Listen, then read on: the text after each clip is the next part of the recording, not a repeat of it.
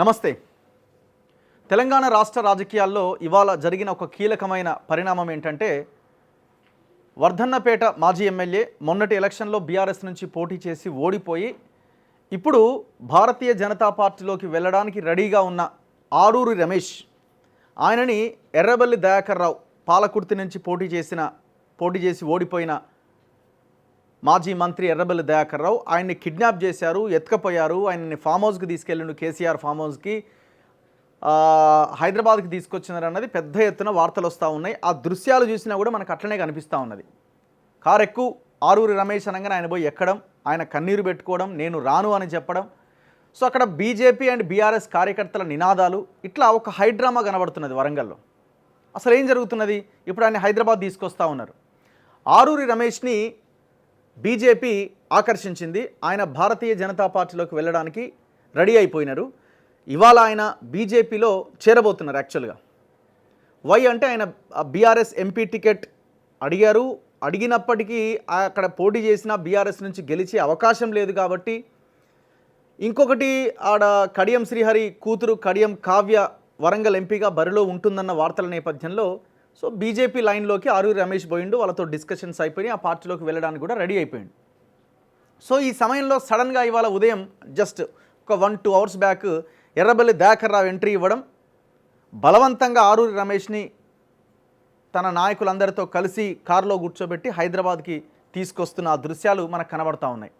So ఏం జరుగుతున్నది? ఎర్రబెల్లి దయాకర్ రావు కేసీఆర్ ఆదేశాలతోటి ఆరూరి రమేష్ని అక్కడి నుంచి ఎత్తుకొస్తున్నాడా, లేదు దీని వెనకాల వేరే కోణం ఏమైనా ఉన్నదా? సరే, ఇప్పుడు బీజేపీకి ఆరూరి రమేష్ అంత ఇంపార్టెంటా? ఆరూరి రమేష్ లేకపోతే బీజేపీకి ఓట్లు రావా, అక్కడ గెలిచే అవకాశం లేదా అంటే మరి వాళ్ళే సమాధానం చెప్పాలి. ఎందుకంటే ఆరూరి రమేష్ మీద చాలా పెద్ద ఎత్తున ఆరోపణలు ఉన్నాయి. దాదాపు 50 నుంచి 70-80 కోట్లు ఖర్చు పెట్టినట మొన్న వర్ధన్నపేట ఎమ్మెల్యేగా పోటీ చేసి. అక్కడున్న కాంగ్రెస్ ఇప్పుడు గెలిచిన ఎమ్మెల్యే పోటీలో ఉండి లాస్ట్ 3 days అసలు కనిపించలేదు. ఆరూరి రమేష్కి అమ్ముడు పోయిండన్న వార్తలు కూడా వచ్చినాయి. అయినా కూడా వెళ్ళి ప్రజలు ఆయన్నే గెలిపించి ఆరూరి రమేష్ని ఓడగొట్టినారు. అంటే ఎంత తీవ్ర స్థాయిలో వర్ధన్నపేట నియోజకవర్గంలో ఆరూరి రమేష్ మీద వ్యతిరేకత ఉందో మనం అర్థం చేసుకోవచ్చు. అంత డబ్బులు ఖర్చు పెట్టినా, ఆ కాంగ్రెస్ అభ్యర్థి మీద ఆరోపణలు వచ్చినా ఆరూరి రమేష్ గెలుపును మాత్రం ప్రజలు ఎవరు అడ్డుకోలేకపోయినారు. ఆయన ఓటమిని ఎవరు అడ్డుకోలేకపోయినారు. మరి అట్లాంటి ఆరూరి రమేష్ బీజేపీకి అంత ఇంపార్టెంట్ ఎందుకు అయిండు? దళిత నాయకులు లేరా? ఒక రకంగా చెప్పాలంటే బీజేపీ మరి నల్గొండ, ఖమ్మం లాంటి సిచ్యువేషన్లో ఏమీ లేదు వరంగల్లో. సో మంచి ఓటు బ్యాంకుతోనే ఉన్నది వరంగల్ జిల్లా విషయానికి వస్తే. ఎందుకంటే లాస్ట్ టైం జరిగిన కార్పొరేషన్ ఎలక్షన్స్లో కూడా కొంత ప్రభావాన్ని చూపించగలిగినారు వాళ్ళు. బలమైన నాయకత్వం ఉన్నది అక్కడ. మరి ఎందుకు ఆరూరి రమేష్ ని ప్రధానంగా ఫోకస్ చేసినారు? సో దీని మీద అది పార్టీ నిర్ణయం అయి ఉండొచ్చు, వాళ్ళ డెసిషను, అది వాళ్ళకి సంబంధించిన వ్యవహారం. పార్టీ వాళ్ళు సమాధానం చెప్పాలి. ఎందుకంటే ఆయన మీద హుజూరాబాద్ ఎలక్షన్ టైంలో ఆయన మీద బాల్క సుమన్ మీద చాలా గలీజ్ ఆరోపణలు వచ్చినాయి.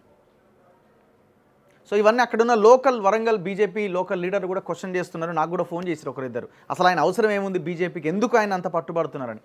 సరే, ఇదొక సబ్జెక్ట్, ఇదొక యాంగిల్. సరే, ఏదేమైనా ఆరూరి రమేష్ బీజేపీలోకి రావాలనుకున్నాడు, వారి పార్టీలో చేర్చుకోవాలనుకున్నారు, వరంగల్ ఎంపీ టికెట్ ఇవ్వాలనుకున్నారు. సో ఈ సమయంలో ఎర్రబెల్లి దయాకర్ రావు సడన్ ఎంట్రీ దేనికోసం? ఆరూరి రమేష్ పార్టీ విడిచిపెడితే టీఆర్ఎస్కి నష్టమనా, లేదు వేరే యాంగిల్ ఏమైనా ఉన్నదా? ఇక్కడ ప్రధానంగా మనం ప్రస్తావించాల్సింది ఏంటంటే, ఒకవేళ ఆరూరి రమేష్ బలమైన క్యాండిడేట్ అనుకుంటే కేసీఆర్ ఆయనకే టికెట్ ఇచ్చి పోటీ చేయమన్నట్టోడేమో. కడియం కావ్య పేరు మళ్ళీ తెర మీదకి వచ్చింది. సో మరి ఎందుకు ఆరూరి రమేష్ని ఇంతగా ఎర్రబెల్లి దయాకర్ రావు పోయి ఆడ ఎత్తుకొచ్చి మరి కార్లో గుసబెట్టి ఇప్పుడు హైదరాబాద్ తీసుకొస్తున్నాడు? దీని వెనకాల పైసల కాంట్రాక్టుల బినామీకి సంబంధించిన ఒక భయంకరమైన యాంగిల్ ఉన్నట్టుగా వార్తలు వస్తూ ఉన్నాయి. ఈ ఆరూరి రమేష్ వర్ధన్నపేట ఎమ్మెల్యేగా ఉండి ధరణి పోర్టల్ ఇవన్నీ రాగానే నోరు తెరిచి కూర్చున్నాడు. ఆ నోట్లోకి అన్ని భూములు పోయినాయి, ఇట్లా స్వాహా అన్నట్టుగా. 1000 కోట్ల ఆస్తులు కలిగి ఉన్నాడు ఆరూరి రమేష్. ఈయన ఒక బడా కాంట్రాక్టర్. సో ఈ ఆరూరి రమేష్కి ఎర్రబెల్లి దయాకర్ రావు అల్లుడు, ఆయన పేరేదో చెప్తున్నారు, ఆయన సుమన్ రావు సంథింగ్ ఏదో పేరు చెప్తున్నారు. సో ఆ అల్లుడికి మధ్య ఈ కాంట్రాక్ట్ సంబంధాలు ఒప్పందాలు ఉన్నాయట. దాంతోపాటు కేటీఆర్ అండ్ కవితకు సంబంధించిన ఆస్తులు కొన్ని ఈయన పేరు మీద ఈయనకు సంబంధించిన వాళ్ళ పేర్ల మీద ఉన్నాయన్నది ఇంకొక వార్త మనకు కనబడతా ఉన్నది. సో ఒకవేళ కనుక ఆయన బీజేపీలోకి పోతే లేదు ఇంకొక పార్టీలోకి పోతే ఈ వందల వేల కోట్ల రూపాయలకు సంబంధించిన ఎకరాలకు సంబంధించిన వ్యవహారాలన్నీ అటుపోయే అవకాశం ఉన్నది. ఇక మన మాట ఎక్కడ వింటాడు అన్న యాంగిల్లో ఆయన ఎత్తుకపోయి ఇప్పుడు ఆయన ఒక దగ్గర కూసబెట్టి అవి మా పేర్ల మీదకి రావాలి, వాళ్ళని మాకు సరెండర్ చేయాలంటారా, లేకపోతే ఎట్లా వీళ్ళు సెటిల్ చేసుకుంటారు అన్నదాని కోసమే ఇప్పుడు ఆరూరి రమేష్ని కిడ్నాప్ చేసినట్టుగా వార్తలు వస్తూ ఉన్నాయి. ఇది నేను చెప్పడం కాదు, కానీ యాక్చువల్గా ఇదే వర్ధనపేట్ నియోజకవర్గంలో కీలకంగా అంటే అక్కడ ఉన్న పరిణామాలు లేకపోతే అక్కడ ఉన్న ఇష్యూస్ అన్నీ కూడా ఆయనకు తెలుసు. ఎవరు జడ్సన్ గారికి. సో ఒకసారి జడ్సన్ గారికి కాల్ చేస్తే ఇంకా క్లారిటీ వస్తుంది. ఆయన పాలకుర్తి నియోజకవర్గంలో ఎర్రబెల్లి దయాకర్ రావు ఓడిపోవడానికి కూడా జడ్సన్ గారు గట్టిగానే ఫైట్ చేసినారు. సో ఈ లింక్ చాలా క్లియర్గా ఆయన దగ్గర ఇన్ఫర్మేషన్ ఉన్నది. ఒకసారి మనం మాట్లాడదాం. జడ్సన్ గారు నమస్తే. నమస్తే. ఇప్పుడు ఈ ఆరూరు రమేష్ ఇష్యూ మీరు చూస్తున్నారా? అవునవును చూస్తున్నా. ఇప్పుడు ఎర్రబెల్లి దయాకర్ రావు ఎంట్రీ ఇవ్వడము అంటే ఆయన బీజేపీలోకి పోతా అంటే ఈయన ఎంట్రీ ఇచ్చి అడ్డుకోవడము, ఆయన ఎత్తుకొచ్చి కార్లో కూర్చోబెట్టి హైదరాబాద్ తీసుకొస్తున్నారు. ఇప్పుడు అసలు ఏం జరుగుతున్నది ఈ విషయంలో? ఏంది వాళ్ళకంటే అంత ఉన్నది. అది వాస్తవానికి ఆయన బినామీ లెక్క ఉన్నాడు. ఆయన దాదాపు కొన్ని వేల కోట్ల రూపాయలు పెట్టిండు అక్కడ. ఈయనది రీసెంట్ గా విజిలెన్స్ వాళ్ళు కూడా నాకు ఫోన్ చేసి కొన్ని డాక్యుమెంట్ తెప్పించుకున్నారు. ఎంక్వైరీ జరుగుతుందని దాని తరుణంలో అంటే ఏంటంటే ఆర్టీ అవన్నీ కాపాడుకోనికి అలా పీకనికి అని చెప్పేసి వాడు బీజేపీ పోదామని చెప్పి ప్రయత్నంలో ఉండు ఫేస్ చేసుకోనికి, టికెట్ కోసం కాదు. అయితే ఇందులో అక్కడికి వెళ్ళిపోతే మళ్ళీ ఆయన మా చేతికి రాకుండా పోతాడు, మా ఆస్తులు మొత్తం పోతాయని వీళ్ళు దాదాపు ఈయన టికెట్ ఇది వరకు ఈయన టికెట్ ఇప్పుడు ఉన్న మా ఎమ్మెల్యే నాగరాజు గారు బీఆర్ఎస్ టికెట్ ట్రై చేసింది ఫస్ట్. ఏది అప్పుడైనా నిజామాబాద్ ఇది కదా, నిజామాబాద్ సిపి ఒకటే ఒకళ్ళు త్రూ ట్రై చేస్తే అక్కడ ఆల్రెడీ మా అరూర్ రమేష్ గారు ఉన్నారు. కవిత గారు చెప్పింది ముచ్చట, కల్వకుంట్ల కవిత. మా అరూర్ రమేష్ ఉన్నారు అన్న కాదని మేము నీకు ఇయ్యలేము అన్న తర్వాత ఆయన కాంగ్రెస్ కి వెళ్ళి జాయిన్ చేసుకుని తీసుకొచ్చి ఇక్కడ టికెట్ ఇచ్చింది. అంటే రమేష్ అనేటోడు వాళ్ళకి ఎంత ముఖ్యం అనేది ఒకటి. సెకండ్, వేల కోట్ల రూపాయలు మైనింగ్లు గానీ లేకుంటే ల్యాండ్స్ గానీ పేరు మీద చాలా ఉన్నాయి. అంత ఫ్రీడమ్ కల్వకుంట్లలో వాళ్ళకి ఇచ్చేసారు. కాబట్టి ఇవన్నీ దంచుకొని వెళ్ళిపోతే మళ్ళీ రేపు మాకు ఉంటాడు, మన చేతులు ఉండడని మన చేతులు ఉండడు. జిల్లా మొత్తం మన పెట్టుబడులు పెట్టిండ్రు. ఒక విధంగా బినామీ లెక్క ఉన్నట్టే కాదు. కొన్ని ఆస్తులు సంపాదించుకోనికి వాళ్ళు క్లియర్ ఇచ్చిండ్రు. ధరణి అనేది ఇటు కల్వకుంట్ల దగ్గర ఎంత ఆస్తి చెప్తే పెద్ద మాట అవుతుంది. కల్వకుంట్ల దగ్గర ఎంత ఆస్తి ఉందో అంతకు దగ్గర ఉన్నది. ఓకే, ఎవరు అరూర్ రమేష్? అరూర్ రమేష్ అంటారు 5,000 ఎకరాలకు ఉన్న ల్యాండ్.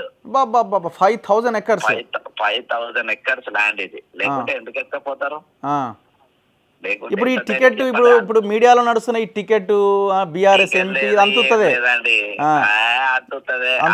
వాళ్ళు అక్కడికే అనుకుంటారు. టికెట్ అనేది పీనట్, అది పీనట్, అది అనేది పీనట్. అది వాళ్ళ తీసుకపోయి మేము మా ఖర్చు పెట్టించుకోవాలని కేసులు గీసులు అన్నీ చూపించి బీజేపీ చేస్తుంటారు. ఇది ఒక హై లెవెల్ డ్రామా నడుస్తుంది. హై లెవెల్ డ్రామా నడుస్తుంది.